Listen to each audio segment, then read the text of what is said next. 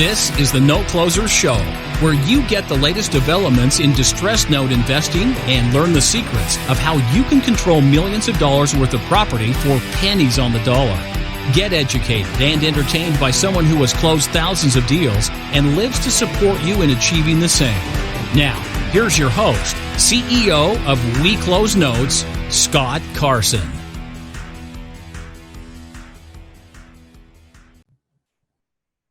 Good morning, good afternoon, good evening, everybody. Welcome to this episode of the Note Closer Show. As always, Scott Carson, excited to be here with you today. We are living, obviously, in some strange times, everybody. I think we all can agree to that with, obviously, Corona and COVID and all that good stuff, and people working from home or people still trying to figure things out there. And I'll tell you, there's no other group out there that's probably struggling more than bankers right now. And you're like, why are they struggling? You know, I'm talking more about on the lending side, obviously, the special asset managers, the secondary marketing professionals.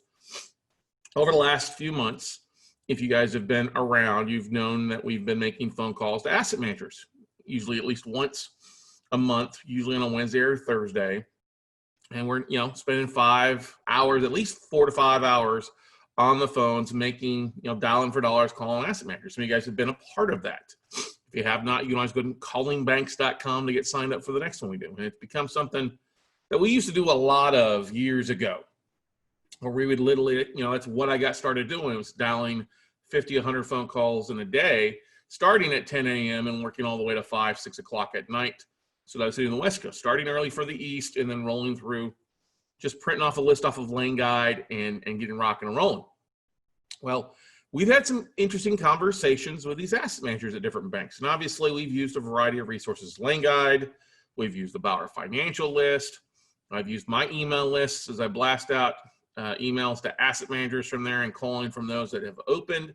So we used a variety of sources and a variety of lead gen when it comes down to it. Now, obviously, we use LinkedIn to connect with a lot of asset managers still. We've done a variety of email blasts and phone calls and LinkedIn throughout these, calling banking blitzes, I should say.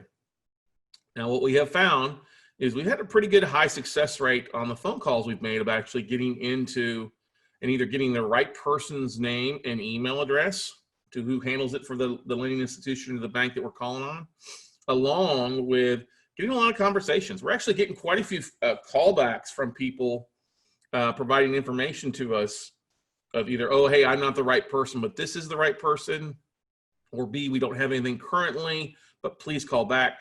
That has been the number one overwhelming thing that we have heard from asset managers who actually called is like, hey, I don't have anything right now, or I can't move anything right now until we get to beyond December 15th. Now, we're still roughly 2 months before that executive order expires that the president put in place for, evictions and foreclosures.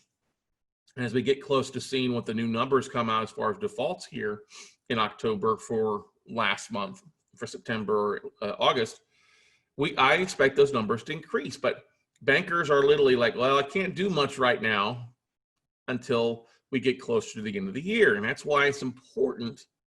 If you're listening to this, if you're an avid listener to the podcast, first and foremost, thank you. If you subscribe to our YouTube channel, WeCloseNotes.tv, thank you. Love the comments, love to hear from you.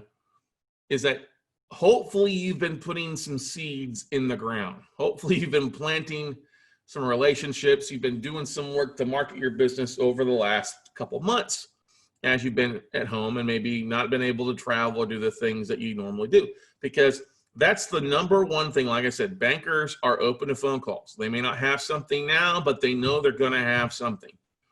I had an interesting conversation with a gentleman who's from a bank that we called in Florida, and he's like, it's not going to be quite as bad as 2008, 9, and 10, but we're expecting to see a lot of stuff.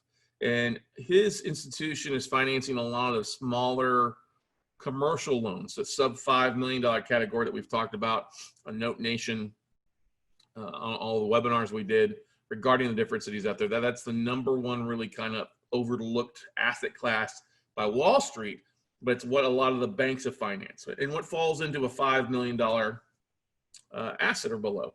Well, that could be a hotel, That could be an apartment complex. Probably not going to see too many apartment complexes, but I would say more like student housing. Okay.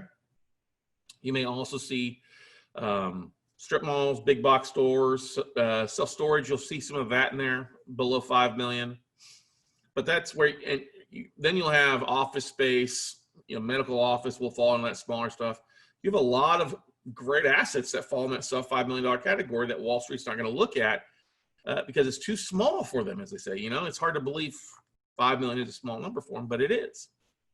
So conversations have been very much like, hey, I don't have anything right now, but I'm expecting some please follow back up with me. So I had a great conversation with an asset manager that called back. I talked to him on Friday, just a couple of days ago. He was returning a phone call from Wednesday. And he said the same, because we've got a lot of stuff. We've got a lot of the government insured stuff. Now, here's the thing between the residential and the commercial side. There is a lot of banks with non-performing, Fannie, Freddie, Ginnie, FHA stuff that's been insured by the government that they haven't got payments on for 6 months. And the banks, will sell that stuff off. And the question is, well, do you need to be government insured to buy it from us? And what does that mean? Well, when somebody says, do you need to be, if it's something's not government insured, that means they just finance it's on their portfolio. I'm glad to buy those all day long. That's the actually easier thing. You don't need to have a special servicer who's licensed, who can take down the government-backed or government-insured stuff. Now, that's the thing with Fannie and Freddie. There's a lot of the servicers out there that work with investors like you and me, smaller investors, I guess you could say, the onesie-twosies that a lot of you guys are starting off with. Your sourcing of a servicer is going to be different than probably who you're used to using. It's not going to be the FCIs. Unfortunately, Madison Management that we love and recommend, they're not capable of servicing Fannie and Freddie loans. They're just not, they haven't gone through the hoops to get be able to do that with government back. So you've got to find somebody. Now we've got a source that we reach back out to that they are capable of servicing those government backed loans. And so we have our servicing in place to get that set up when we do buy as we get to the fourth quarter here. So that's what I'm trying to get to you guys out there as I'm kind of wandering this a little bit in this episode is, hey, hopefully you're planting seeds, hopefully making contacts because the banks are open to it. Even if they don't have anything right now, even if they don't have anything that they can move this quarter, they're still taking phone calls. I will tell you that it's been interesting. I've had more phone callbacks than I've had beforehand as people like yes, or they're responding with emails or they're responding on LinkedIn and go from there. Now, here's the thing. I know a lot of you guys are probably listening to this as you're getting back to some sort of normality, going back to the gym or starting to go back to work. So your commute times are starting to pick back up again. So you're listening to the show. First and foremost, stay safe. Secondly, if you're falling in that category where you don't have a lot of time, the easiest thing for you to do to be reaching out to asset managers is just jumping on LinkedIn, doing a search for secondary marketing manager or special asset managers, and just going down the list that pops up of banks, lending institutions. Now, the ones that we have seen the most engagement from have been those that have obviously a profile photo. There's a lot of people that have a profile on LinkedIn, but they're not on it. They're not spending time on it. And as we're searching, here's what you would need to do. I still make note of who those individuals are. Now, I'll send them a LinkedIn invite knowing that they're probably not going to ever respond to it, but knowing that I have a name and somebody I can name drop if I do have time to call banks. And that's come in handy, definitely, as I am reaching out to, like one of the things we did this last week is we went on and pulled about our financial list. And then we said, okay, let's target banks over 100 branches. So we just started with banks that had 100 branches and went up from there. 50 banks is what we pulled for the list.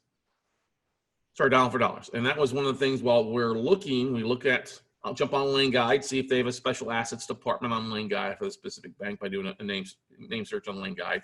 But then we also jump over onto LinkedIn and we'll do the same thing, bank name, special assets, and then we'll often pull up a list of people that work for the company, or we'll do a search for company and then click on LinkedIn where it will list the number of employees who are on LinkedIn who say they work for that bank or that lending institution. So that helps us find some names, find the right person that we need to reach out to besides just the president's name or the CEO of that bank, which is what Bauer Financial provides. Bauer's going to provide you the normal customer service number, which is not what you want to call unless it's your last hope to find a contact. Now, you always want to call the main corporate office. And I highly recommend calling before 4 o'clock their time. When you start getting beyond 4 o'clock, usually if you're calling the main corporate office, it's not going to give you a lot of those people aren't going to be around after 4 o'clock. They're often taking off or doing other things. So as we roll into the fourth quarter, as this is obviously the first month of Q4 2020, I will tell you this. Here's what's going on at the banks behind the scenes. They're looking at their portfolios. They're trying to determine who's naughty, who's nice on their portfolios. They are evaluating those lending relationships with those that have, established relationships with the bank. They've got their mortgage with them. Do they have their car? Do they have credit cards with them? Do they have lines of credit? And I will tell you, this is what you're going to see if a borrower just has a loan with a bank, but doesn't have checking accounts, savings accounts. We're talking banks. We're not talking about lenders. There's two things. You have lenders out there that originate loans. They don't have a checking account or anything like that. That's a different relationship. What I'm talking about is physical banks that have the big bulk of stuff there. If an individual has a mortgage or a business loan, business mortgage, and they don't have that lending relationship, they're going to push hard to get those other lending relationships. Like I said, personal cards, credit cards, whatever they can do, checking account, because that's one of the things that banks will do. They'll look at those and say, okay, we want to try to control everything in a bank. I only say this because this is what we were sold on and trained when I was working for Bank One and JP and Chase, is they want you to develop those other relationships as best you can. Does this person have a business? Let's try to get their business banking. Do they have a merchant account? Do we need to try to get their merchant account? So the relationships with those borrowers that have more than just a loan with them, they're going to hold on to. They're probably, especially if they're the naughty borrowers that don't have a relationship with them, they're probably going to be looking to move those off their books if they can, especially if they're in forbearance agreements, especially if they're not paid anything, if they've been dragging things out. Now, the thing about banks is we've talked with our buddy Merrill Chandler from Credit Sense, is that banks can obviously pull credit. If you've got a loan with them, they can do a credit soft pull to see how you're doing with other things. And I encourage you to go back and listen to the episode with Merrill Chandler if you haven't had a chance to yet, about how and what shows up on a borrower's credit if they stop paying, and if they're going through the different strategies of either being forbearance or behind, short sales or defaults, that kind of stuff.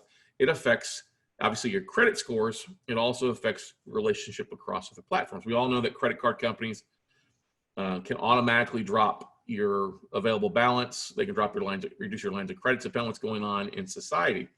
We've seen that happen. Had that happen before on a vacation, and everything's hunky-dory. Suddenly I got $10,000 less in my credit card than I had to begin with because something just happened. Not anything I did, but something just happened in society or other things.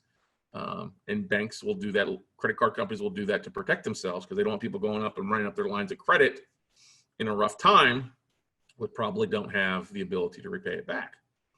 So banks will evaluate the borrower's portfolio that they have as far as products with the banks and look to really establish this. Now, those that don't have a lot of relationships, those are the ones, especially if they go in forbearance, they'd probably be willing to look to move to get off their books just because they have fewer other ulterior ways of helping trying to offset those losses.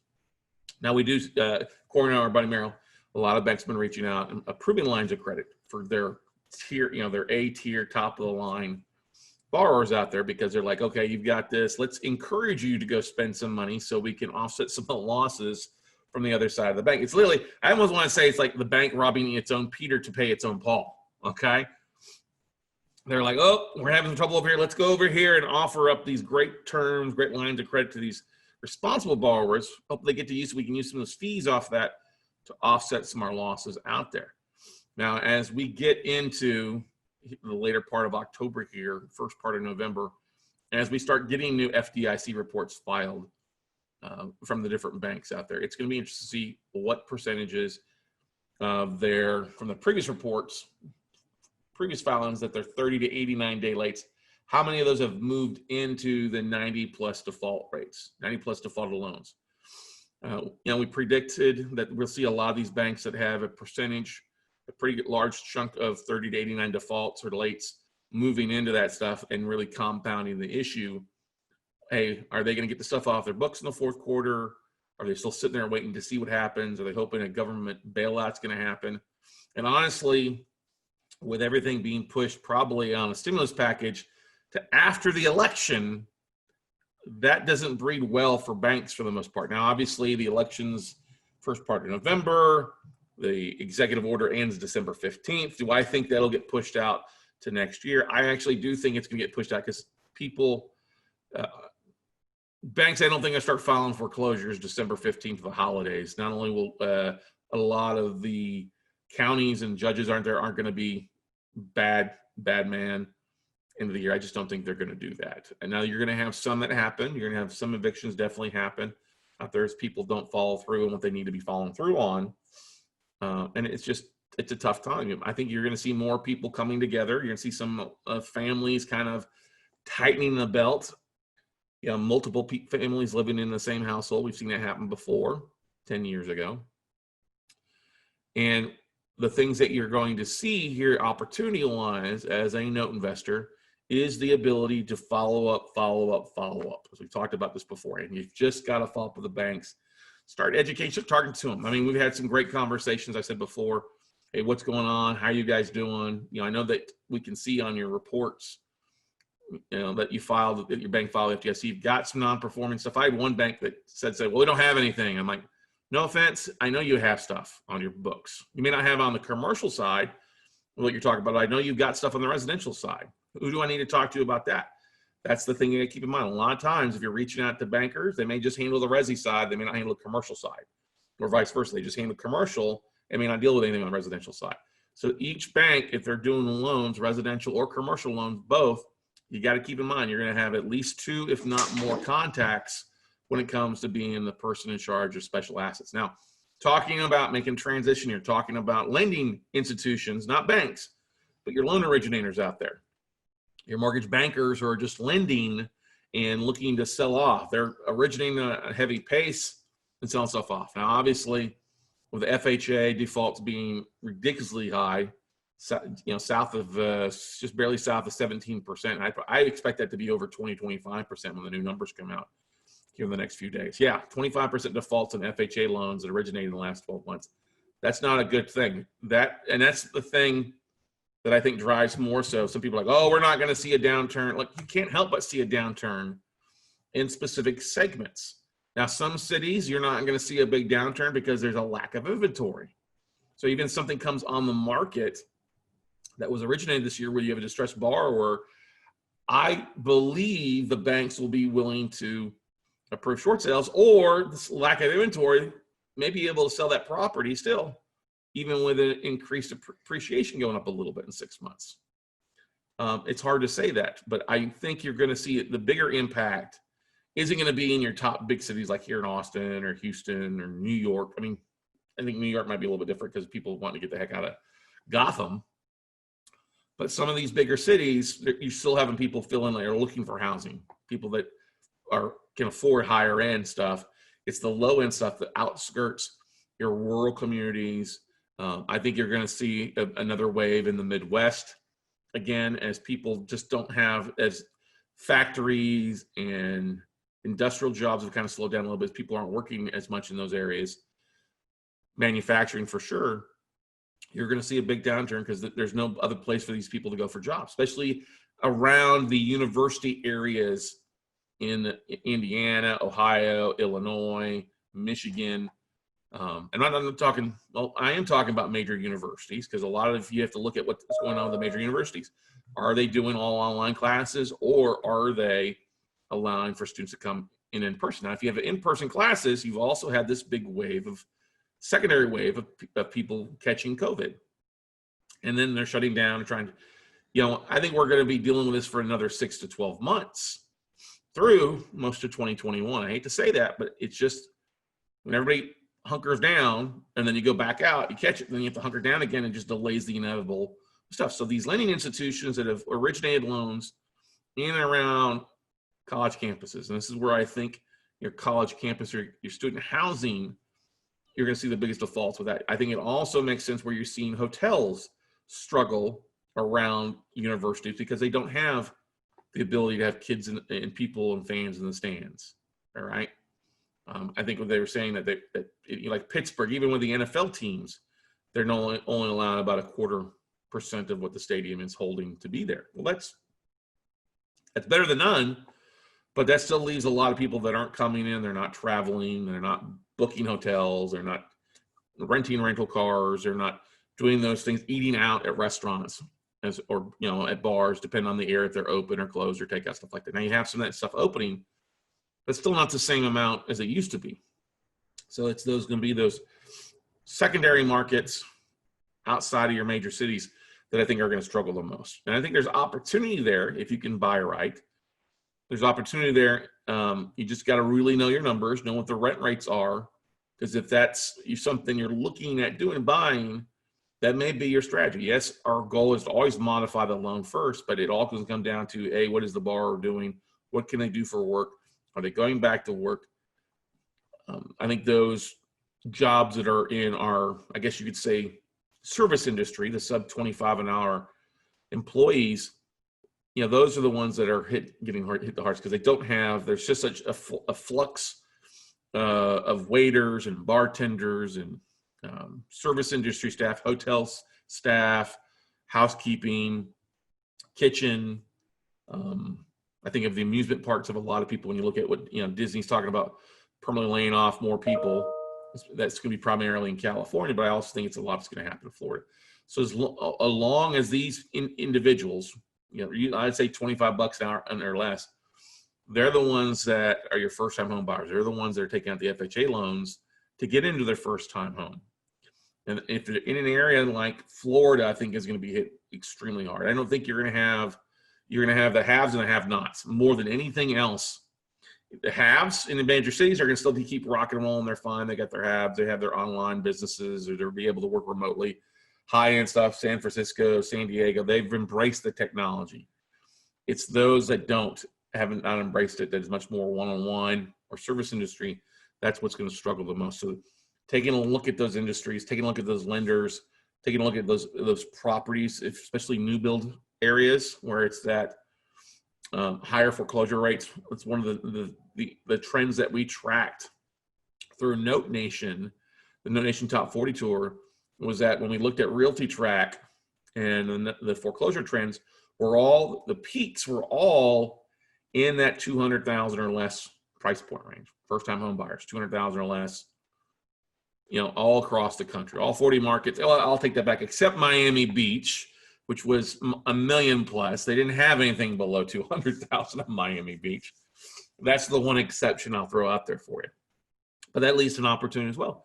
High-end condos on the opposite side and the tourist stuff are also being hit hard as people are not paying, their rent, they're not paying their mortgages, hence they're not paying the HOA. So you're going to see an influx of that. It'll be interesting to see how Vegas responds, Orlando, Miami, how a lot of those touristy spots respond. Now, obviously, some people are like, oh, my Airbnbs are doing well. If they're in a major spot that's a non-major market like that, yeah, you're going to see some, especially around the New York, where people have just said, get the heck out of, want to get out of living in the major cities, moving to somewhere where I actually have a house instead of a condo that I can work out of with a yard or something like that.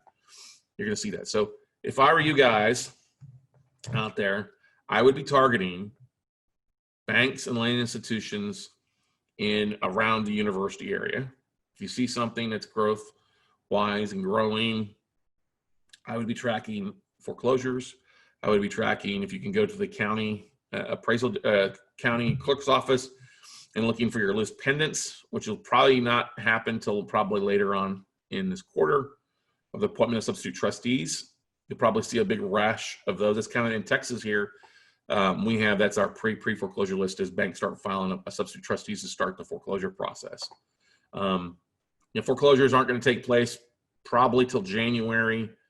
And that's the thing you got to keep in mind. Even the earliest, fastest states, that's what's going to happen with there.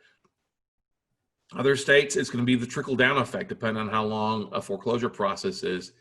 And in a lot of cases, if somebody's got an FHA foreclosure, that's at least a 12-month process, 12 to 18-month process once filings take place. Now, one of the things you have to be careful of, I want to throw this out there. This is very important. You got to be careful of. I've seen this happen, and some of the same idiotic people. I probably shouldn't say that, but what the heck? You know me, I don't pull punches. They have a list of notes they're trying to sell, and they're really trying to spruce up the fact that, oh, they're going off of, there's some equity there, and by equity, value of the property currently is above what the unpaid balance is, plus the legal balance, the back payment. So their legal balance, they're trying to sell the notes at above the legal balance. Now, that can make sense depending on what that percentage is and percentage to value, okay? But you have to be careful about this, because the thing you have to look at is I'm not seeing a lot of legal updates since May out there. So you have to really know in your due diligence if you're going to look at buying one of these notes now from a fund, and they're talking about it's a foreclosure. Hey, you need to talk to the attorneys. Talk to the attorneys, that legal counsel handling this. I know we're stuck till such and such date. How soon after December 15th can we proceed? Was this already started prior to COVID? Is it different in this county? So it's a different, I mean, you should all basically, if you're buying notes anyway, be contacting legal and talking to the legal side, but still knowing where are they at, what the county is doing, what's going on with the judges in that area, what's the state doing. We all wait executive order, but also, hey, well, when this expires, if this was started prior to COVID, are we able to continue this? Or is it basically we got to wait to jump through some hoops? So that's the important thing. But the conversations, like I said, I'm having with bankers, bringing it back to that, they've got this stuff in their books. They're just basically kicking the can down month to month, kicking it down the road to the end of the year. And they know that there's stuff that they're going to have to move. They're just waiting to see what's going on, just like all of us. So the most valuable thing you can be doing, most valuable things, whether you have the time to put in a couple hours a week, or pull one day a month to dial for dollars, or you're stuck and you only have online access, don't have time to dial for dollars, is setting up your contacts, setting up and reaching out on LinkedIn to make connections with people and trying to engage in, hey, I'd love to talk to the person, or if you got a chance, can be able to pick up the phone and talk about what you guys may be looking to move this quarter. The more conversations you have, the more invites out on LinkedIn, the more messages you can send. It's important. Don't just hit connect. The higher valued relationships that we have seen develop in the last 90 days have come always from the fact that we hit them. If we minimum amount, we hit them on LinkedIn. If they had a photo, great, they were on there. If they only have a couple hundred contacts or less, they're probably not using LinkedIn. So it's still worth sending an invite to and a message.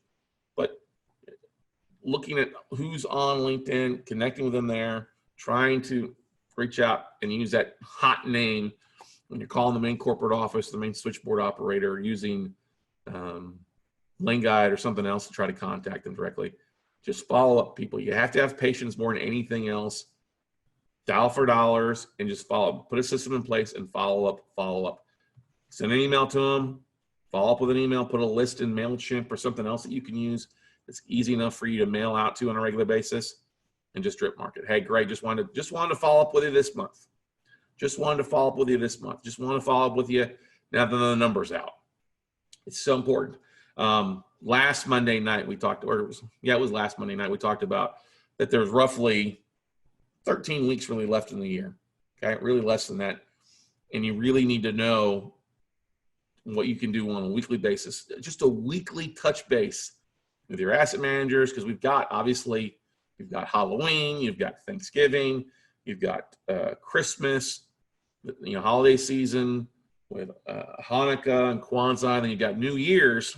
You've got a lot of stuff that could be prime content to send out. Just wishing people happy this, happy that. Just wanted to touch base. There are deals out there, and there are banks that are looking to move. We've got students that are getting tapes sent to them already from their marketing. It's just a matter that they're sticking to and doing exactly as we teach them how to do. So big important thing, guys and gals, reaching out to banks, following up, engaging in conversations, whether it's via email, via LinkedIn, the old-fashioned, on the phone, dialing for dollars. So if you need some motivation, hey, plop on the Wolf of Wall Street or the Boiler Room, or The Pursuit of Happiness. So all three great movies to watch to help you get a little motivated when you're dialing for dollars. Because that's really what it all comes down to here in anything in the note business, everybody. Still building those relationships with sellers and get rocking and rolling for you in the new year. But go out, take some action, everybody. And if we can help you in any way, feel free. You can always schedule a phone call with me by going to talkwithscottcarson.com. That's talkwithscottcarson.com. That'll take you directly to my calendar. Pick out a 30-minute time slot. I'll be glad to visit with you, advise you on which direction you go. I'd love to talk about what your focus is, what your background is in real estate. And if you got some questions, hey, schedule a call with me, and you can pick my brain, and we can go from there. But I always love helping investors, students, whether you've attended one of our workshops or you're just an avid listener of the podcast. I want to hear from you. So that's it. Go to talkwithscottcarson.com. That's talkwithscottcarson.com. And we look forward to seeing you all at the top, everybody.